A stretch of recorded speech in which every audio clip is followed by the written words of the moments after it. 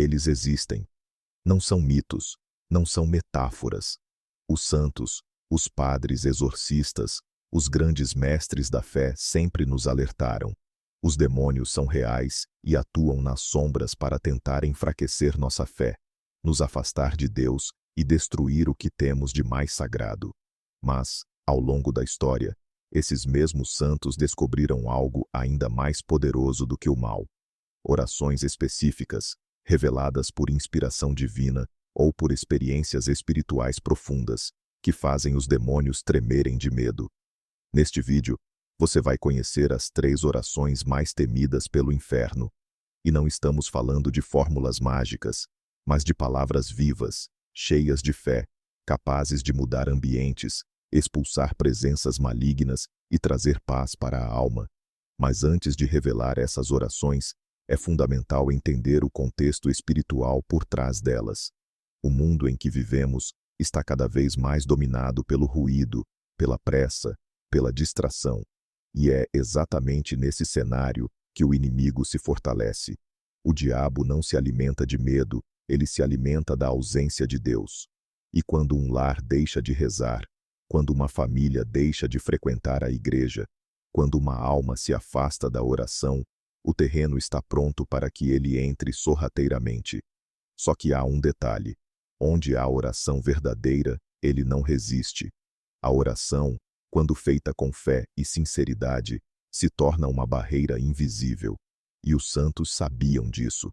São Pio de Pietrelcina, Santa Teresa d'Ávila, São Bento, Santa Faustina, todos relataram, em momentos diferentes da história, experiências espirituais em que orações específicas causaram reações violentas dos demônios, como gritos, fúria e desaparecimento imediato. Não por causa das palavras em si, mas por causa da fé com que são pronunciadas. A fé, dizem os teólogos, é como uma espada em chamas no mundo espiritual. E quando ela se une à oração certa, o inferno treme. Vamos agora à primeira oração que os demônios mais temem. Mas atenção, ouça com o coração aberto, e nunca repita essas orações como se fossem apenas palavras bonitas. Elas são armas espirituais. E como toda arma, exigem responsabilidade e reverência. A primeira oração é o credo. Sim, aquela que muitas vezes repetimos no automático durante a missa. Mas você sabia que essa é uma das orações que mais incomodam os demônios? Porque ela é uma declaração de fé. Uma afirmação pública e poderosa de tudo aquilo que Satanás nega. Que Deus é Pai, Criador, que Jesus Cristo é o Salvador, que ressuscitou, e que o Espírito Santo guia a Igreja. Quando alguém recita o credo com convicção, está dizendo: eu sei em quem creio, e não tenho medo de afirmar isso. Os exorcistas relatam que, muitas vezes, durante rituais de libertação, ao ouvirem o credo, os demônios entram em desespero, porque essa oração os lembra de tudo o que perderam, e de tudo o que jamais terão de volta, a comunhão com Deus. Mas há um detalhe importante. O credo só tem esse poder quando é rezado com o coração. Por isso, se você está vivendo momentos de angústia, de opressão espiritual, ou sente que há algo estranho ao seu redor, reze o credo todos os dias, em voz alta, com fé. Declare sua fé em cada frase, não como uma repetição automática, mas como uma escolha diária. Diga: creio em Deus Pai, Todo-Poderoso, e imagine a luz divina invadindo o ambiente. Você vai perceber a diferença. Agora, você pode estar se perguntando: se o credo tem esse poder, por que não aprendemos isso desde cedo? A verdade é que muitos de nós crescemos na fé sem compreender a profundidade das orações que nos foram ensinadas. Mas os santos sabiam. E hoje, você também está sendo chamado a saber. O Papa Leão XIII, por exemplo, também alertava sobre a força das palavras proferidas com fé. Foi ele quem compôs a famosa oração de São Miguel Arcanjo, após ter tido uma visão assustadora sobre a ação do demônio na igreja. Ele viu, segundo testemunhas da época, que o inferno planejava atacar a fé cristã com força redobrada. e imediatamente compôs uma oração pedindo a proteção do arcanjo Miguel. Isso nos mostra que a oração não é apenas uma prática pessoal, ela é uma arma coletiva, um escudo para a igreja, para as famílias, para o mundo. Voltando ao credo, ele tem uma força especial porque nos une a toda a igreja. É uma oração universal, proclamada em todas as missas, em todos os países, em todas as línguas. Quando você reza o credo, não está só. Milhões de vozes, em todo o planeta, dizem as mesmas palavras. E isso cria uma corrente espiritual de luz. O inferno odeia a unidade. E o credo é a oração que nos une. Por isso, se você quiser ver mudanças reais em sua vida espiritual, comece hoje mesmo. Reze o credo com o coração. E ensine essa oração a quem você ama. Repita com seus filhos, com seu cônjuge, com seus pais. Faça do credo uma rotina espiritual. E você vai ver como as trevas começarão a recuar. Se a primeira oração que vimos o credo é uma poderosa afirmação de fé que enfraquece a influência do mal, a segunda oração é um verdadeiro ataque frontal às forças das trevas. Trata-se da oração de São Miguel Arcanjo, uma das mais temidas no reino espiritual e amplamente utilizada por exorcistas e fiéis em batalhas espirituais intensas. Essa oração não apenas invoca um anjo, mas o próprio comandante dos exércitos celestiais, o guerreiro que, segundo as Escrituras, liderou a batalha contra Lúcifer e o lançou do céu. A história dessa oração é envolta em mistério e impacto espiritual. O Papa Leão XIII, no final do século XIX, teve uma visão que o abalou profundamente. Segundo registros da época, após celebrar uma missa, ele permaneceu paralisado, com expressão de terror no rosto. Mais tarde, relatou ter presenciado uma conversa entre Jesus e Satanás, onde o inimigo da fé pedia tempo e poder para destruir a igreja. Jesus, segundo essa visão, teria permitido que ele agisse por cerca de um século para provar sua força. Ao recobrar os sentidos, o Papa correu para seu escritório e, imediatamente, redigiu a oração a São Miguel Arcanjo. Mas por que essa oração é tão poderosa? Porque ela não pede proteção genérica, ela ordena. Ela clama diretamente ao chefe das milícias celestiais que expulse o mal. Veja como ela começa. São Miguel Arcanjo, defendei-nos no combate. Não é uma súplica tímida. É uma convocação para a guerra espiritual. E continua. Sede o nosso refúgio contra as maldades e ciladas do demônio. Cada palavra é como uma flecha contra as forças infernais. Os exorcistas relatam que, durante rituais de libertação, a simples menção dessa oração pode provocar reações imediatas. Os demônios gritam, se contorcem, imploram para que parem. Isso porque a presença de São Miguel representa para eles a derrota final. É como se o toque dessa oração os lembrasse do momento exato em que foram expulsos do céu, derrotados e humilhados. Mas atenção, essa oração também precisa ser feita com seriedade. Não se trata de um encantamento místico. O poder dela não está apenas nas palavras, mas na fé de quem a pronuncia. É preciso rezar com o coração limpo, com confiança em Deus e na vitória do bem sobre o mal. E é importante também saber quando usá-la. Ela pode ser rezada diariamente como proteção espiritual, mas é especialmente indicada em momentos de tentação intensa, em noites de perturbação, quando se percebe um ambiente carregado espiritualmente ou quando se sente medo sem motivo claro. Outro ponto relevante: essa oração está diretamente ligada à missão da Igreja. O Papa João Paulo II recomendava que os fiéis voltassem a rezá-la, principalmente após a missa. Em muitos lugares, essa tradição foi mantida. E há motivos para isso. Estamos em uma era de intensa batalha espiritual. As distrações, as tentações, a perda de fé e a banalização do mal tornaram-se comuns. E diante disso, precisamos de armas espirituais sólidas. Vamos recitar agora, juntos, essa poderosa oração, compreendendo cada uma de suas palavras. São Miguel Arcanjo, defendei-nos no combate. Sede o nosso refúgio contra as maldades e ciladas do demônio. Ordene-lhe Deus, instantemente o pedimos.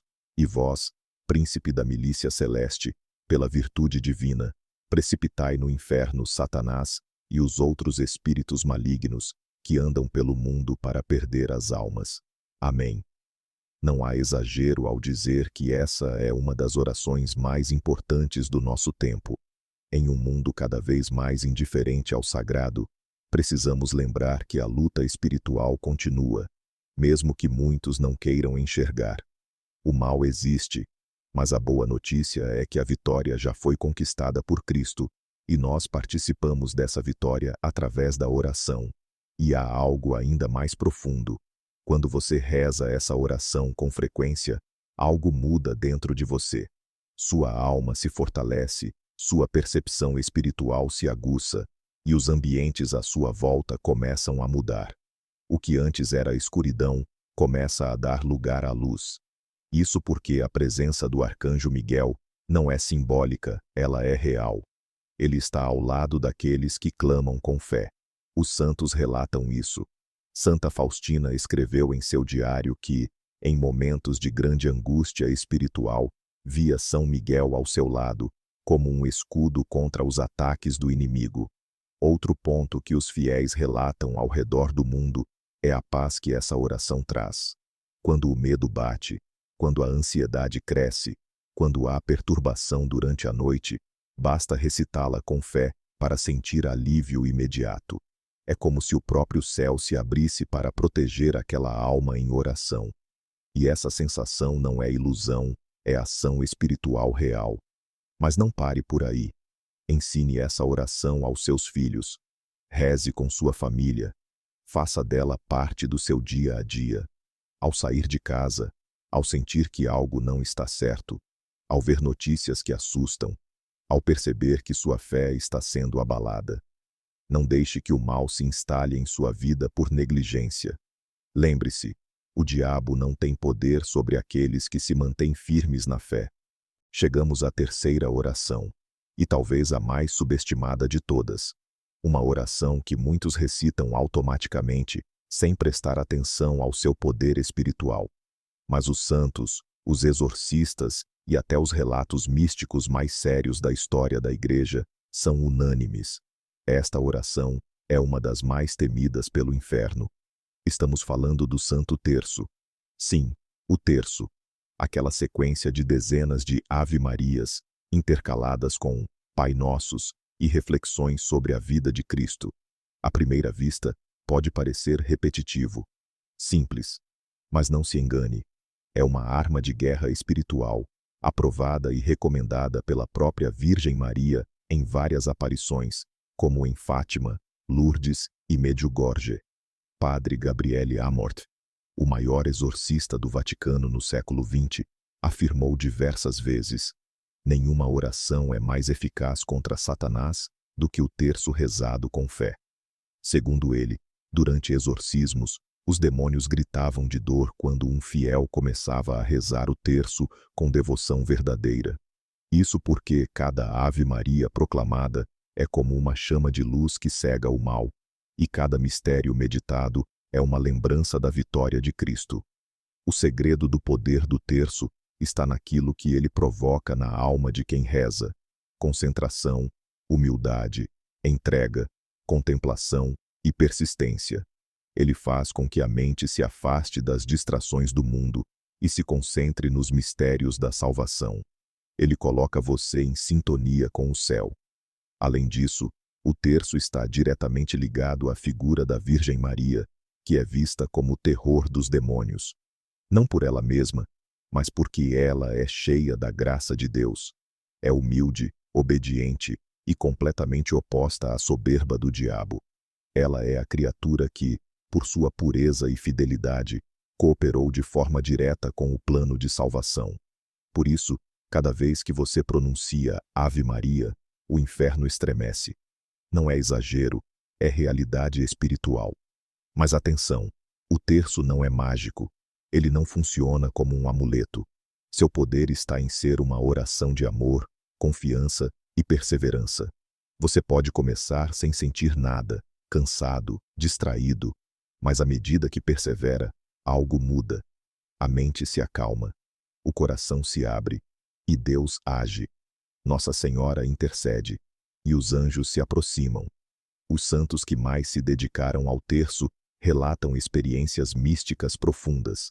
São Padre Pio, por exemplo, dizia que o rosário era a arma para os tempos atuais. Ele recomendava que os fiéis rezassem o terço várias vezes ao dia. Chegava a rezar até 30 terços em um único dia. Ele dizia: com esta arma venceremos o mal. Santa Teresa de Calcutá também não passava um dia sem rezá-lo. Mesmo nos momentos mais difíceis, no meio da pobreza, das doenças e do sofrimento, ela segurava firme seu terço e encontrava forças. E o mais belo é que qualquer pessoa pode rezar o terço. Não importa se é leigo, sacerdote, jovem, idoso, homem ou mulher.